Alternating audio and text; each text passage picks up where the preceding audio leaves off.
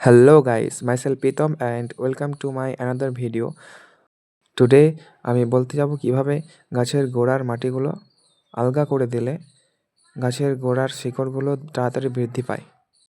গাছের গোড়ার মাটিগুলোকে হালকা করে আলগা করে দেওয়ার পদ্ধতিকেই মালচিং বলে। আজকে দেখা যাচ্ছে আমি একটা গোলাপ গাছ মালচিং করছি।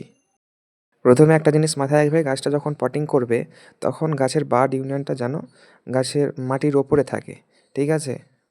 গোলাপ গাছের বাড ইউনিয়ন বলতে যেই মোটা অংশটা দেখা যাচ্ছে গাছের গোড়ায়, সেই অংশ থেকেই নতুন নতুন শাখা প্রশাখাগুলো বের হয়।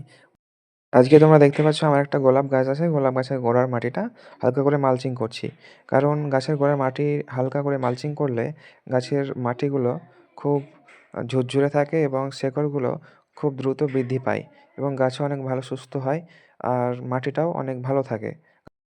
তাহলে এই ভিডিওটা এখানেই শেষ করছি। নতুন নতুন হেল্পফুল ভিডিও পাওয়ার জন্য অবশ্যই আমার সাথে থাকুন।